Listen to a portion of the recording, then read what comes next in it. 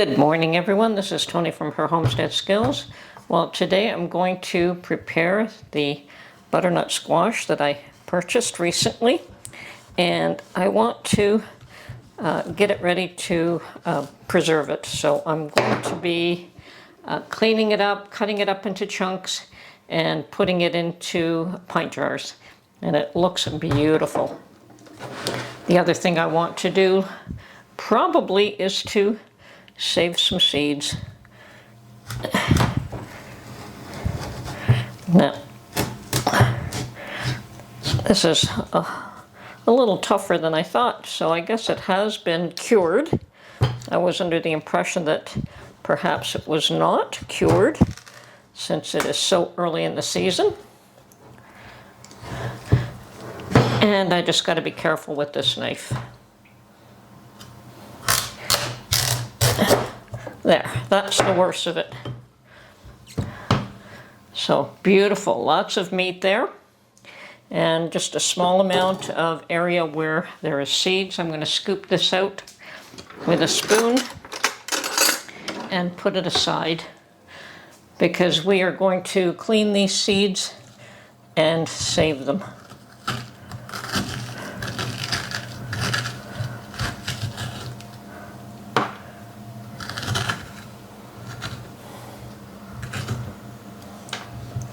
Now I know there are some people that when you're going to use this fresh, that you just put it in the oven and turn it into a puree right there, but I plan to can this, so I just want to cut it into chunks.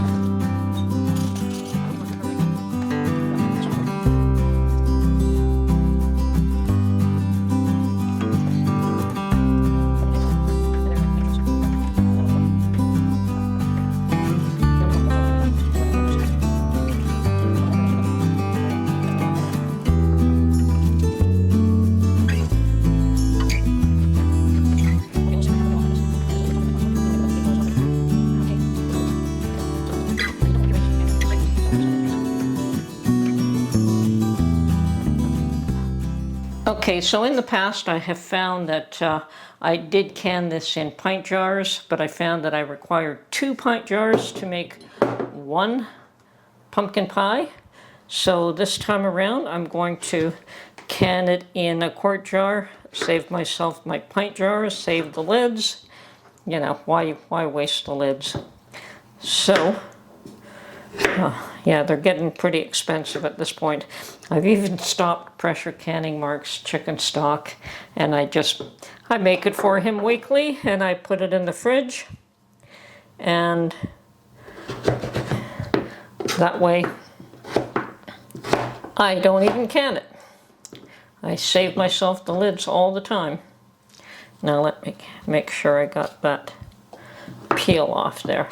So 1 quart jar will make 1 pie, and I have no idea, as I said, how much, how many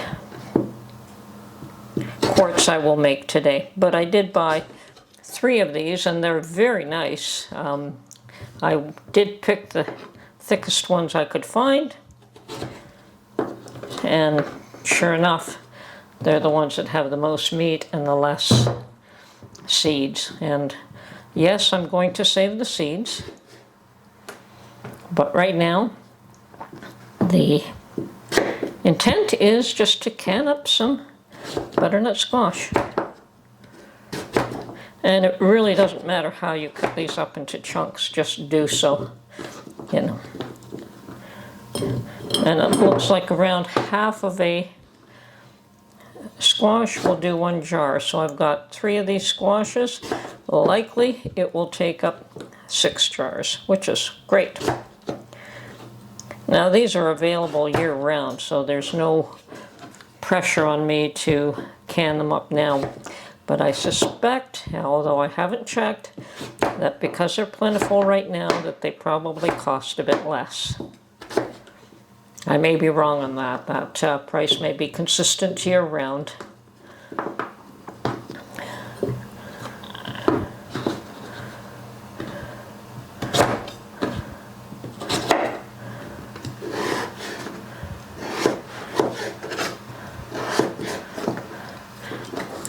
Okay, I think I may cut it into thicker wedges to just cut the peel off, but then slice it up again. Now, the only thing I add to this is water. I can add a bit of salt, which I may do, but that's about it.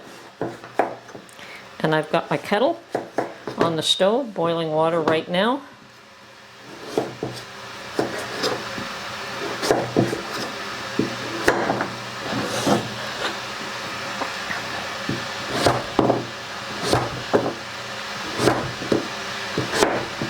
So, looks like half a turnip will get me 1 pie, which is perfect.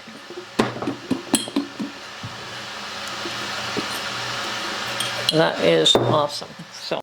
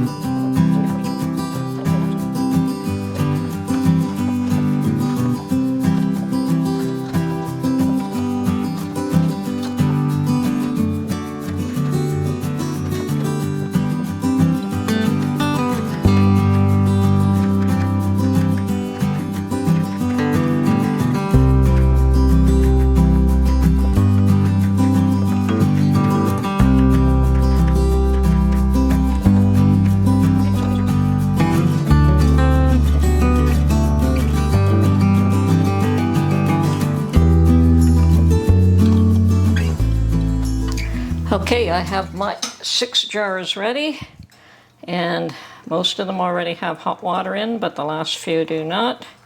So, yeah, 1 inch headspace is about right.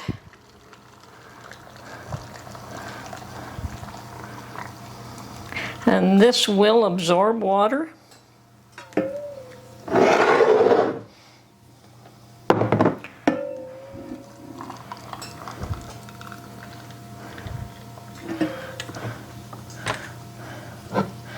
So if I let them sit for a few minutes, that's not an issue. Okay, so now I'm going to debubble.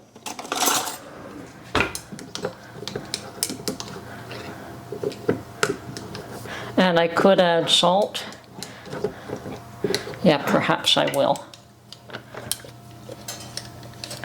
Now these are the fresher ones. These ones have been sitting for a little while. And they're packed a little bit tighter. But yeah, we want to get all the bubbles out.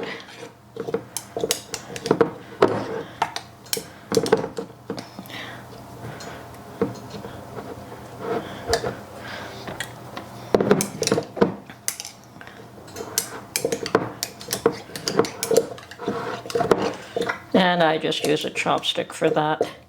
I don't really worry about that too much.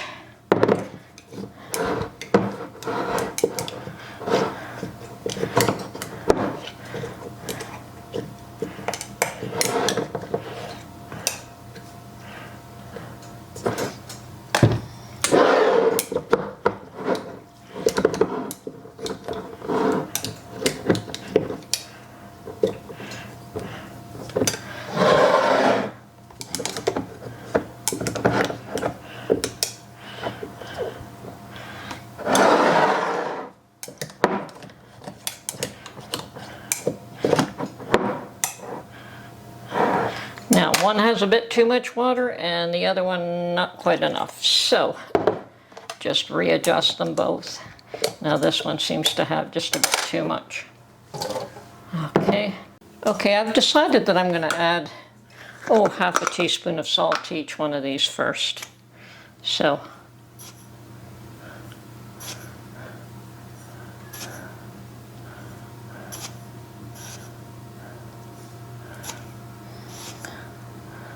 okay, so that's done.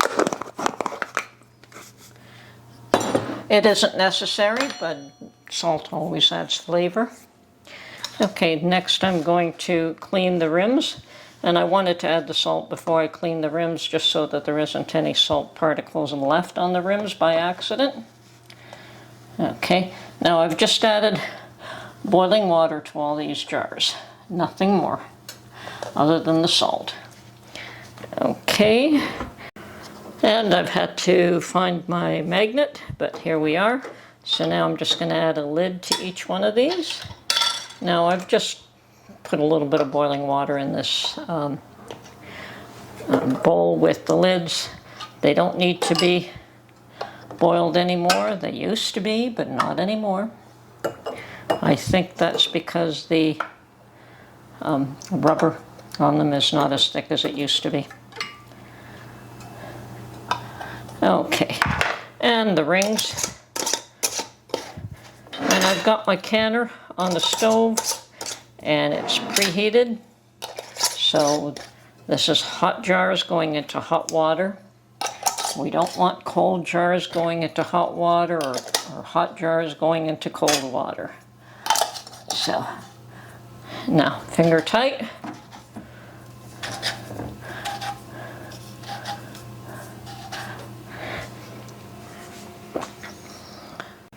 The tiny bit of vinegar I've got left goes in the canner just to keep the jars from getting cloudy from the minerals. And then I've got well,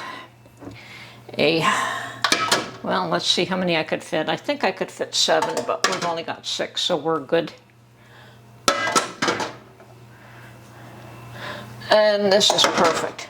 This is 6 pumpkin pies or butternut squash soup, which is awesome. And now I'm going to turn on the stove there. Put the lid on, and we'll wait for it to vent for a full 10 minutes before we do anything else. Now always make sure that this air hole, that you can see through it, that it isn't plugged. The steam vent, sorry. I use 10 pounds pressure because I'm under 1,000 pounds or 1,000 feet below sea level. So adjust for your sea level.